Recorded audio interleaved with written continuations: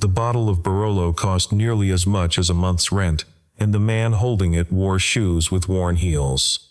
Dean Russo was 38 years old, a single father working his second shift of the day at Osteria Bellanova, one of the city's more expensive Italian restaurants. His white dress shirt had frayed slightly at the collar. His black apron still carried a thin streak of sauce from the table he had cleared 20 minutes earlier. In his left breast pocket, folded into a small square, as though compressing it might somehow reduce its weight, was an overdue rent notice and a health insurance payment reminder he had been putting off for 11 days. He needed tips tonight, good ones. The table he was serving, table 7, near the east window, lit by warm amber pendants that made the crystal stemware glow like something in a museum, was the kind of table that could change that. 4 people, 2 bottles already opened, white linen truffle on the side plate, a silver pen resting beside a document folio stamped with the logos of 2 companies. Dean approached with the Barolo.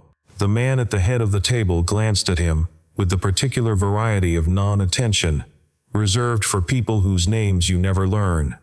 He said something in Italian, not to Dean, and not bothering to lower his voice. Just pour the wine, waiter. His name was Valerio Costa, 52 years old, owner of Costa Maritime, one of the largest private shipping conglomerates operating between the Mediterranean and the eastern seaboard of the United States.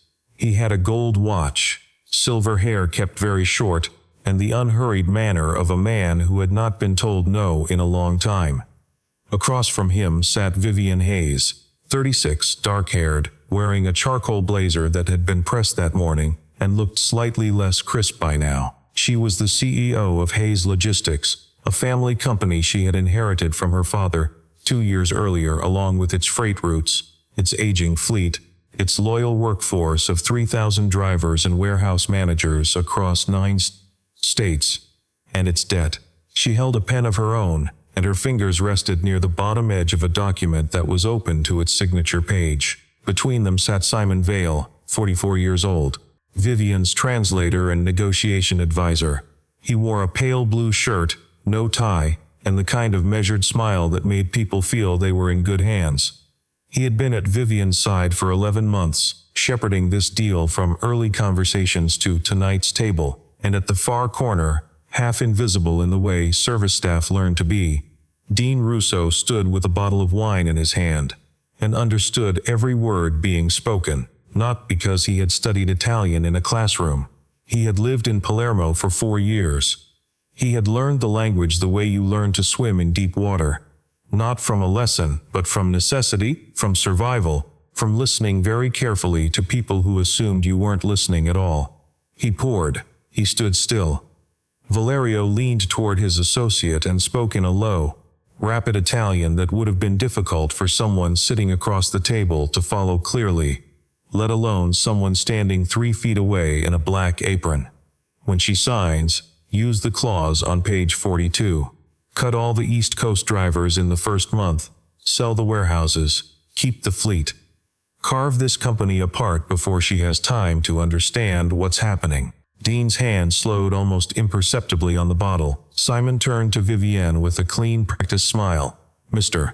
Costa says he deeply respects the 36-month commitment and is fully prepared to protect the East Coast operations team throughout the transition period. Vivienne exhaled. A small release, the kind that comes after weeks of holding tension in the chest. She reached for the pen. The signature page was right there. Page 42 was visible through the thin document. In the upper right corner, under the heading, Post-Merger Restructuring Rights, a paragraph of legal language sat waiting in 10-point font. Dean looked at that page. He looked at Vivian's hand closing around the pen. He thought about his daughter, asleep at home with a neighbor watching her, about the rent notice, folded in his pocket, about the 3 hours left in his shift, and the tip he absolutely needed from this table. Valerio drank from his glass, and spoke again in Italian, quiet as a man confident no one nearby mattered. Desperate people sign beautifully. Dean set the bottle down on the service stand. Simon looked at him. The look was brief but very clear. Move along. Dean did not move. He stepped forward half a step. He looked directly at Vivian Hayes. "Miss Hayes, don't sign that contract." The table went silent in the particular way that happens when something unscripted enters a room full of people who have been managing their environment very carefully. Simon rose from his chair with unhurried deliberateness. "I apologize, Miss Hayes. The server appears to be confused about his role this evening." Vivian did not look at Simon. She looked at Dean. Her eyes were dark, steady, and unamused in a way that was not hostile, just waiting. "You have 5 seconds." Dean swallowed once. "Your translator is lying to you." Valerio slammed one hand against the edge of the table and demanded in sharp Italian what was happening, who this man was, and why he had not been removed. Dean turned to face him. He answered in Sicilian accented Italian, unhurried, precise, each word chosen like a tool. "I told her, you plan to use page 42 to dismantle her company the way a butcher works a carcass." Valerio's face went the color of old paper. Simon's face went the same color. Vivienne looked at both men for a long moment. Then she drew her hand back from the silver pen slowly without drama. "Dean," she said. She had read his name from the small tag on his apron. "Translate everything. Every word. Leave nothing out." The next 20 minutes were not comfortable for anyone at table 7, except Vivian Hayes, who grew progressively stiller and more composed as Dean worked through it all. He rendered Valerio's aside into plain English, sentence by sentence. He explained what post-merger restructuring rights meant in practical terms. He translated Valerio's reaction to the interruption, which contained no remorse, only irritation that the wrong person had been listening. Elena Ward, Hayes Logistics in-house legal counsel, received an urgent text from Vivian and arrived from the lobby within 4 minutes, still carrying her coat. Elena was 40 years old, careful, precise, and accustomed to being marginalized by Simon in meetings that involved Italian language negotiations. She sat and read page 42. She had seen earlier drafts. The language in this version was not what she had reviewed. A binding protection clause that had read as a firm 36-month commitment had been softened to "within reasonable limits following integration." A phrase elastic enough to permit almost anything. Vivian picked up her glass of sparkling water. She did not throw it at anyone. She simply tipped it, slowly and without ceremony, over the signature page of the contract. The ink spread and blurred in widening gray rings. "This evening is finished," she said. Aris Romano, the restaurant's manager, had been hovering at the edge of the dining room, since the silence from table 7 began to feel different from the productive quiet of expensive meals. He crossed the floor quickly, his face the complex of a man managing 2 things at once. He reached Dean and took him by the arm, his voice dropping to the pressure cooker register of someone who needed this contained immediately. "You are finished here. Collect your things." Vivian turned from the table. "Remove your hand from him." Aris let go. He stepped back the way people step back from something they've just realized is heavier than it looked. Vivian opened the small card holder in her jacket's inner pocket and slid a business card across the table toward Dean. "Tonight you lost your job for telling the truth." She looked at him without any sentimentality, just factual appraisal. "Tomorrow morning, come to my office. I need someone who knows how to listen when other people assume they're invisible." Dean looked at the card. He looked at the wet ruins of a contract that had been designed to erase 3,000 working lives without making noise. He picked up the card. He walked out through the kitchen. The city was cold, the air carrying the particular sharp clarity of a night in late autumn. He stood on the sidewalk outside the service entrance, with his apron over his arm and his phone, showing 17 missed texts from his daughter's sitter, most of them asking what time he would be home. He typed back, "On my way." He did not tell her what had just happened. He was not entirely sure he could explain it yet. What he knew was this. He had spent 4 years in Palermo, learning things that no classroom could have taught him. And tonight, those things had meant something. Tonight, they had meant 3,000 people would still have jobs tomorrow that they did not know they had almost lost. He walked to the subway. Dean Russo had not always been the man standing outside a restaurant at 11 at night, with a folded rent notice and a business card from a CEO he had met 40 minutes ago. He had been, once, a 28-year-old who believed that love was a sufficient bridge between two people from very different worlds. He had met Lucia at a language exchange program in Boston, where she was finishing a graduate degree in economics, and he was working in a catering company and figuring out what came next. She was from a family in Palermo. Her laugh was abrupt and unembarrassed. She argued about things she cared about rather than carefully managing her positions, and he found that irreplaceable. They married. He followed her home. What he found in Palermo was not what the tourism photographs suggested. Lucia's family operated a small freight company, inland transport, mostly agricultural products, and manufactured goods moving between the port and the interior. The company was old, undercapitalized, and owed money in several directions at once. Her father was ill. Her brother had taken on a business loan with terms that looked manageable until they stopped being manageable. The daily operations ran on loyalty, long memory, and a tolerance for working conditions that would not have survived a labor board inspection in Massachusetts. Dean had no formal role.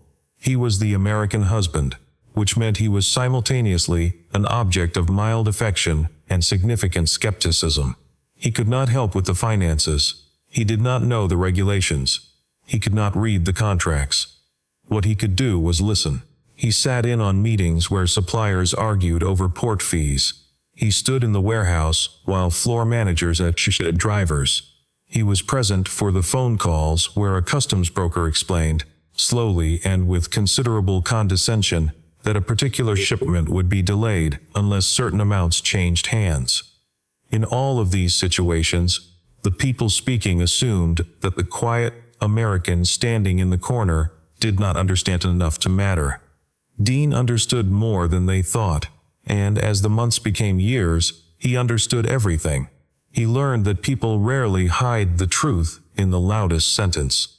They hide it in the subordinate clause, the verb tense that shifts when a commitment becomes uncertain, the professional pleasantry that smooths over the part of the sentence you were supposed to hear. He had seen invoices inflated by 9% with figures buried in column headers.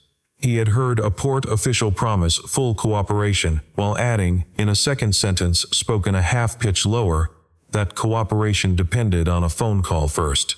He helped the family business survive additional years by catching those things, by flagging the contract terms that sounded generous until you read them twice, by noticing that the company's main creditor had changed a single word in a refinancing agreement, may, replaced with shall, that shifted who bore the risk.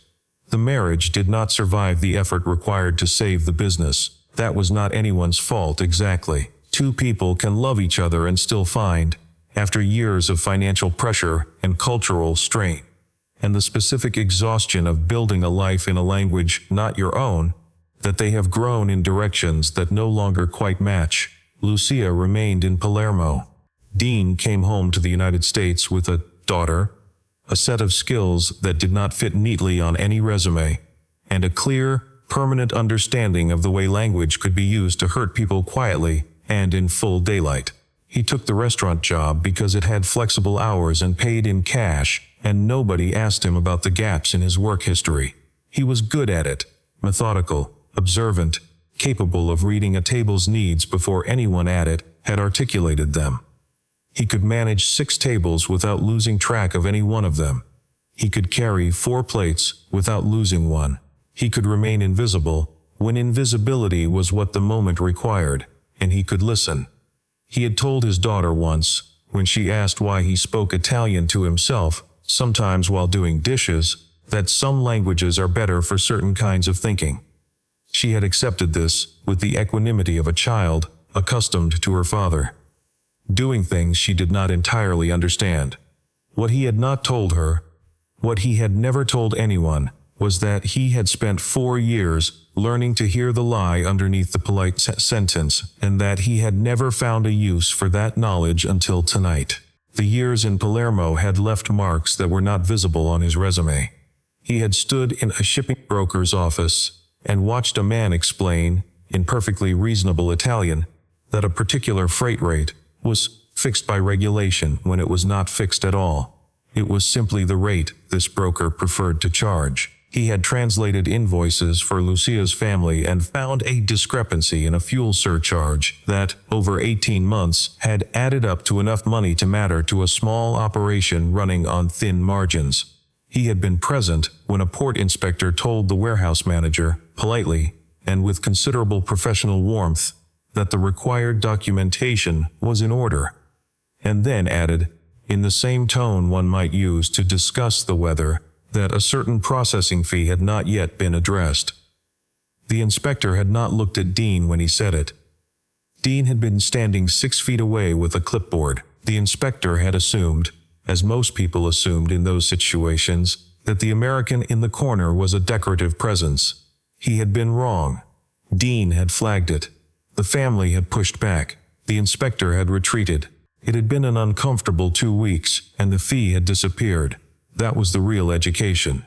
Not the grammar, not the vocabulary, but the understanding that language in the hands of people with power was a tool as precise and purposeful as any other. A verb tense could represent a legal commitment or evade one. A clause could protect 1,000 people or expose them, depending on which version of it made it into the final signed copy. The difference between those versions could be a single adjective inserted late in a revision process by someone who understood exactly what they were doing and was counting on no one else catching it. Dean had become very good at catching it. He returned to the United States with a daughter, a willingness to work hard at things that paid in cash, and a knowledge of the freight industry's specific grammar of deception that he had never expected to use again. Vivian Hayes had almost signed a contract that would have taken everything from 3,000 people who did not know they were in danger. Dean Russo had been the only person in the room who knew, and he had been standing with a wine bottle. Vivian's morning began at 6:45 with a coffee she did not finish, and a phone call from Derek Madsen, her CFO, who had heard a second-hand account of what happened at Osteria Bellanova and wanted to know, with professional restraint but considerable urgency, whether the Costa deal was actually dead. "It's dead," she said. Silence on the other end of the line. "Vivian." His voice carried the particular weight of a man who had been looking at a cash flow projection that left very little room for error. "Without Costa's capital commitment, we are looking at a very difficult 90 days. I know. The board is going to. I know, Derek. Get everyone in the conference room at 9. She hung up. She poured the cold coffee down the sink and made a fresh cup that she also did not finish. Hayes Logistics had been her father's creation, built over 31 years from a single leased truck to a network that moved goods between 12 major ports. It was not the largest logistics company on the East Coast, but it was one of the most reliable, and reliability in freight was worth more than scale. Her father had understood that. He had kept the debt manageable, maintained the relationships, paid his drivers fairly, and resisted the kind of fast-growth decisions that made balance sheets look impressive and companies fragile. Then he had died of a stroke on a Tuesday afternoon, and Vivian had inherited a company that was, in his absence, facing conditions he had not planned for. The first blow was fuel costs, sustained elevation over 14 months. The second was a refinancing decision her father had made just before his illness, expanding a cold storage division at exactly the wrong moment in the credit cycle. The third was the departure of a major client, a regional grocery chain that had been acquired by a national conglomerate with its own freight infrastructure. Losing that contract removed 8% of Hayes Logistics' revenue in a single quarter. The board wanted an equity partner. Derek confirmed the math. Simon Vale, who had come to Vivian through a professional referral and had performed well on 2 smaller transactions, suggested Costa Maritime. Valerio Costa had been looking to establish a stronger American distribution network. The fit seemed logical. What Vivian had not known, and what she was now understanding in the cold light of the morning after, was that Simon had been positioned inside her negotiating team before the deal began. He had been paid by a consultancy with indirect ties to Costa's investment structure to make sure this particular transaction closed on Costa's terms, not hers. He had done this not by falsifying documents, not obviously, but by managing what she heard, by being the voice between two languages, by making the dangerous parts sound like procedural language. She had been tired. She had been under pressure from the board. She had been trying to save something her father had spent his life building. And she had trusted the wrong person, because she had run out of energy for suspicion. A waiter who had been invisible in a black apron had saved her. At 9:15, she brought Dean Russo into the 42nd floor conference room at Hayes Logistics headquarters. He arrived in a suit borrowed from a friend. She could tell from the way the jacket sat slightly wide at the shoulders, the sleeves a quarter inch too long. He had shined his shoes.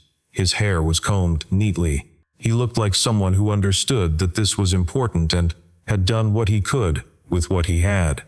Derek looked at him across the conference table, the way people look at something they have not yet categorized. Elena Ward, who had driven in from the airport that morning, arriving with a carry-on and an expression of focused alertness, gave Dean a longer look that contained something more like recognition. Dean did not try to impress anyone. He sat down, took out a legal pad and drew 3 columns. The first column was what Vivian had said she wanted. The second was what Simon had translated to Valerio. The third was what Valerio had agreed to, or appeared to agree to.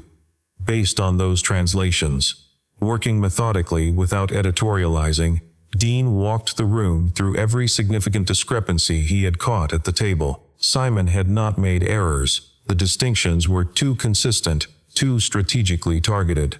Every mistranslation pointed in the same direction, toward giving Costa Maritime maximum flexibility to restructure Hayes Logistics assets, while appearing, in the English language record, to have committed to preserving them.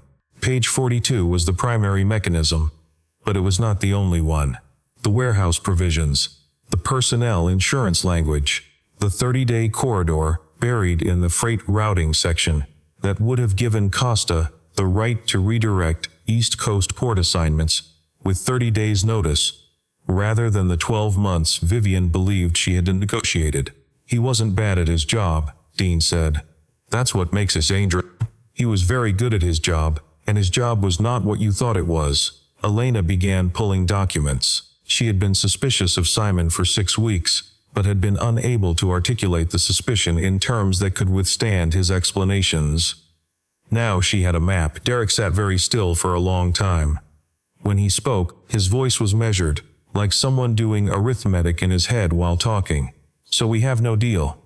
We have a potential fraud case that will take months to move through legal channels. And we still have the cash problem. Yes, Vivian said. All 3, yes. He picked up his pen and turned it between his fingers once. What's the plan? Vivian looked at Dean. Dean had not been brought in to have a plan. He was a man with a borrowed suit and a legal pad, but he had spent 4 years watching a small freight company try to survive on honesty and ingenuity in a market that preferred neither.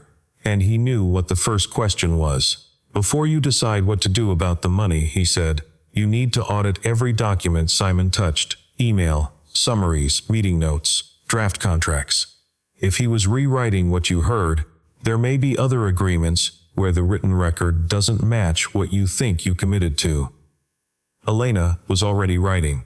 The audit took 6 days. They found 4 additional discrepancies in communications with Costa's team. None rose to the level of page 42, but they collectively formed a picture of an 18-month campaign to position Hayes Logistics as a willing acquisition target, with terms favorable to the acquiring party. The emails were careful. The meeting summaries were selective. The language was always plausible, always defensible on its own, and all pointing the same direction. Simon Vale had done his work thoroughly. Elena traced a consulting company, Northbridge Language Strategy, that had received payments from a fund with documented connections to Costa Maritime's investment portfolio. Northbridge had paid Simon Vale under the category of strategic negotiation coordination. The last transfer had cleared 14 days before the dinner at Osteria Bellanova, approximately the size of a payment you might make when you were certain a transaction was about to close. Marco Bellini was a freelance accountant in Brooklyn who had spent 18 months doing contract bookkeeping for a subsidiary in Costa's American network. He did not want to talk. He especially did not want his name attached to anything. Elena met him twice, once in person and once by phone, before he agreed to provide a written statement confirming the internal routing patterns he had observed. He asked for assurance that his cooperation would be held in confidence, unless legal proceedings required otherwise. Elena gave him what she could. When the file was complete, Vivian did not release it to the press. She brought it to the board. The boardroom that afternoon was not comfortable. Several members had been pushing for the Costa deal on the grounds that cash pressure required decisive action. Two of them had connections to Simon through professional networks they would now need to disclose and explain. Vivian laid the documentation on the table. "The deal was structured against us from the inside," she said. "I did not lose us a partner. I prevented us from signing over the company to someone who planned to take it apart." She let the silence sit. "This is what almost happened to 3,000 families who work for this company and have no idea how close it came." Simon appeared at the Hayes Logistics building 3 days later, just before noon, asking at the front desk to see Vivian. He was dressed impeccably, which was something he was very good at, and his manner in the lobby was composed, in the way that a person with practice at composure maintains it in difficult situations. Dean was in the building. He had been working through additional contract reviews with Elena's team, methodical and thorough, flagging any phrase that carried risk and explaining his reasoning in writing so that Elena could assess it independently. Vivian agreed to have Simon brought to a conference room. She brought Dean. Simon said he had been placed in an impossible position. He said that Costa's team had pressured him in ways Vivian would not understand from the outside. He said his intentions had always been to protect the deal from collapsing, that he had only softened language where hardness would have caused Valerio to walk away.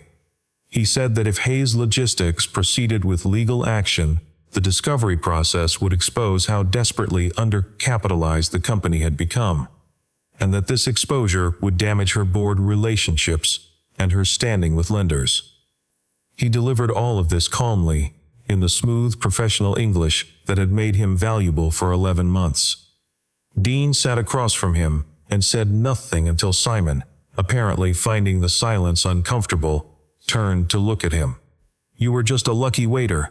Dean looked at him for a moment. "No, I was the person standing close enough to hear you sell her." Vivian stood. "We're done." She asked security to see Simon out. She handed the complete file to Hayes Logistics' outside legal team that afternoon.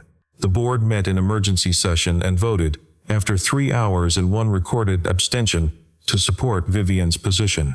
One member, a man named Gerald Finch, who had been on the board since Vivian's father's time, and who had championed the Costa deal most vocally, spent 45 minutes arguing that the evidence was circumstantial, that Simon had exercised judgment under difficult conditions, and that abandoning the Costa partnership had left the company exposed in ways that were now Vivian's responsibility to fix. Vivian listened to all of it. When Finch finished, she placed 2 documents side by side on the conference table. The first was the draft contract Elena had reviewed 6 weeks before the dinner, the version with the binding 36-month protection clause. The second was the version that had been on the table at Osteria Bellanova, with the phrase that would have permitted everything Valerio Costa had planned. "These are not the same document," Vivian said. "Someone changed them. That someone was paid to change them. You can call that judgment under difficult conditions if you want to.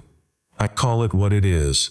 Finch looked at the 2 pages for a long moment and said nothing further.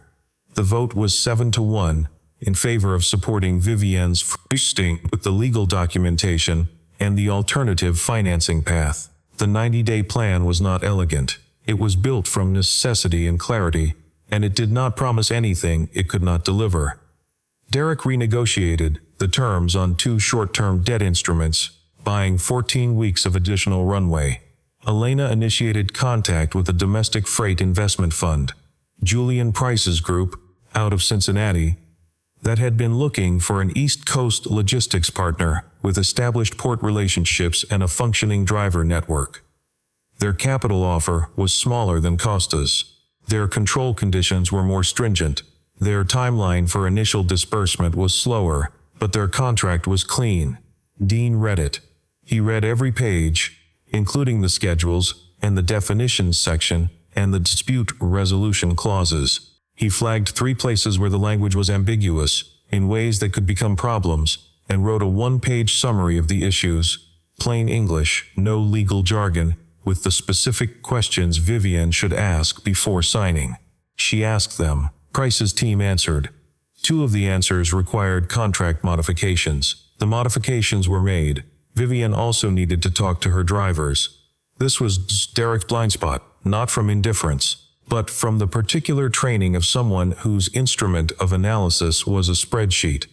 A spreadsheet could tell you that labor costs were elevated and that a workforce reduction would improve the margin percentage. It could not tell you what happened to a freight network when you lost the experienced drivers, the ones who knew the routes, the customers, the quirks of individual docks and loading schedules. It could not account for the knowledge that walked out the door with each person. Dean could. He had seen it.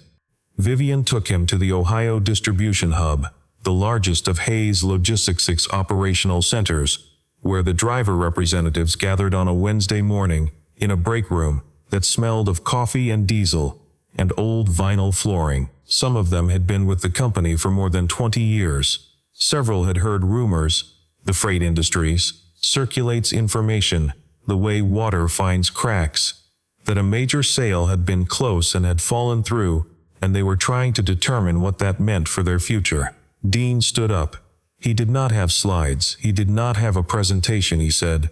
I used to work on the other side of this industry. Not at a big company, a small one, in Sicily, trying to stay alive. I know what a contract looks like when someone writes it to take care of the numbers and not the people. I know what it costs when the inexperienced drivers leave and you have to rebuild a network from scratch. He paused. Mrs. Hayes is asking for 90 days. She's not asking you to trust her blindly. She's asking you to hold, while she builds something that doesn't require selling you as a line item to survive. The room was quiet. The lead driver representative, a woman named Karen, who had driven East Coast routes for 19 years, and was on the Union Oversight Committee, asked 3 specific questions about retirement fund protections, route guarantees, and what the new financing structure meant for their health coverage terms. Dean did not have the specific figures. He said so. He said Elena Ward would be available by phone that afternoon to answer those questions with documentation. Karen looked at him for a long moment. Why are you here? She asked. Who are you, exactly? I was a waiter last week, Dean said. I'm figuring out what I am now. Karen looked at Vivian. Vivian said, he's the reason this company still exists. Karen nodded once, slowly, and said, 90 days. The room did not break into applause or warm handshakes. People filed out in the pragmatic way of workers who had other things to get back to. But as they left, several of them made eye contact with Dean in the way that drivers and warehouse managers make eye contact with someone they have decided is worth taking seriously, briefly, directly, without ceremony. It was a form of acknowledgement that meant more than it looked like. On the drive back east, Vivian sat in the passenger seat of a company car while Elena handled a phone call in the back. Dean drove. After a long silence, Vivian said, You told them you were figuring out what you are now. I was being honest. Do you have any idea what you want it to be? He thought about this for a moment, watching the highway unroll ahead of them in the gray November light. Something where the work is real, he said. Where if I get it right, it matters. Where if I get it wrong, I know why. Vivian turned to look out the window at the passing fields. That's a good answer, she said. She did not say anything else for the rest of the drive. but her expression, when Dean glanced at it in the rearview mirror, was the expression of someone who had just verified something they needed to verify. 3 months later, Dean Russo sat at the far end of a conference room on the 42nd floor that he now knew well enough to navigate in the dark. His suit fit him properly now. He had bought it himself, not expensive but correct, and he had broken in the shoes on long mornings of walking through documents and asking questions that some of the senior staff still found exasperating. He had been given a title, Director of Language and Negotiation Risk. It was new enough to the organizational chart that his business cards had been the first of their kind ever printed at Hayes Logistics. He did not talk about the title much. What he talked about, when he talked at all, were the documents on the table.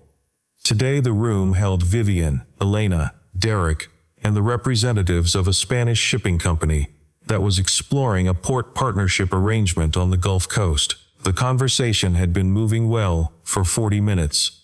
The Spanish representatives spoke excellent English, but when the numbers grew complex, when the liability questions came up, they shifted to their own language the way people do when precision matters, and in doing so, they erected a small wall between themselves and the room. Dean sat in the corner with his legal pad and watched. He heard the word for maintenance costs used in a casual tone that did not match the figure on the supplemental schedule. He heard a sentence about coordination fees that was phrased as temporary but contained no terminal date. He heard one representative tell the other, in rapid Spanish, that the liability clause could be reworded after the letter of intent was signed. He knocked his pen twice against the legal pad. Vivian stopped. "I'd like to see a detailed breakdown of the maintenance fund before we continue," she said. The representatives exchanged a look so brief it would have been invisible to anyone who was not watching for it. Derek opened the spreadsheet. Elena produced the supplemental document. The breakdown, when it came, contained a 12% loading that had not been disclosed in the summary. It was not illegal, but it was not what the summary had implied. The conversation continued from that point with considerably more precision, and the representatives, to their credit, provided clearer documentation and adjusted their language. No one raised their voice, no contract was ruined, no glass was overturned. A company simply learned, in a quiet room on a Wednesday afternoon, how to hear what was actually being said. Hayes Logistics was not wealthy again. The 90 days had been exactly as difficult as Derek had predicted, and the recovery was proceeding at the speed that clean things proceed. Steadily, without shortcuts, with the particular dignity of a business that had decided values were not negotiable even when its cash reserves were. The East Coast routes were intact. The Ohio hub was intact. The driver network was intact.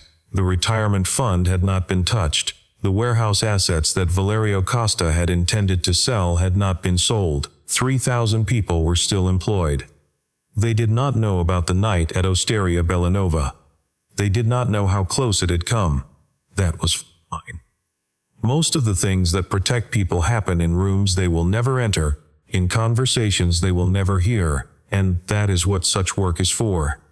Vivian offered Dean the formal appointment to a permanent position, with a salary that was not what it would eventually become, but was more than he had earned in any previous year of his life. She did not make a speech about it. She sent him a one-paragraph email that ended with, "You've earned this not because of what you did that night, but because of what you've done every day since." He accepted. He told his daughter that evening, over dinner at the kitchen table. She was 9 years old, and had her mother's eyes, and her father's patience, and she asked him what his new job was called. "I listen to what people aren't saying," he told her. She thought about this. "Like when I know you're tired even when you say you're fine." Something like that. She nodded, apparently satisfied, and returned to her pasta. Later that week, on a Friday evening after a long day of document review, Dean went back to Osteria Bellanova. Not to make a point, not to revisit anything. He had a daughter who was spending the night at a friend's house, and he wanted a decent meal in a quiet room. And this was a restaurant he knew. He wore his new suit. He sat at a table near the window, one of the smaller ones along the east wall, and he ordered without consulting the price column. Eris Romano saw him from across the dining room. The manager went still for a moment, then arranged his face into a form of professional neutrality, and did not approach the table. Dean did not require him to. The server who came to pour his water was young, maybe 23, and his hands were not quite steady. He apologized twice in 30 seconds for things that did not require apology. Dean looked at him. "Take your time," he said. "Get it right. That's all anyone needs." The young man steadied his hands and poured. Outside the window, the city was doing what cities do at night, moving, glowing, carrying its enormous and mostly invisible weight of human effort and human worry and human work, all of it continuing in parallel, all of it connected in ways that most of the people inside it would never trace. Dean's phone lit up on the table beside his water glass. A message from Vivienne. 9 o'clock tomorrow. New contracts. Italian counterparty. He turned the phone face down and picked up the menu. He was not in a hurry. 3 months earlier, he had been a waiter, with worn-heeled shoes and a folded notice in his pocket, standing at the edge of a table, where rich people assumed the man holding the wine bottle did not understand the language they were using to plan something terrible. They had been wrong about him. He had spent years learning to hear the truth underneath the careful sentence, the intention hidden inside the polished phrase, the damage that lives in the gap between what someone says and what they mean. He had not chosen that skill for any particular purpose. He had learned it the way you learn most useful things. By being in difficult places with people who underestimated him, by paying attention when it would have been easier to look away. The world was full of rooms where the real conversation happened, just below the surface of the one people thought they were having. Most people walked through those rooms without knowing what they had missed. Dean Russo knew how to listen, and now, finally, there was a room that had learned to listen with him.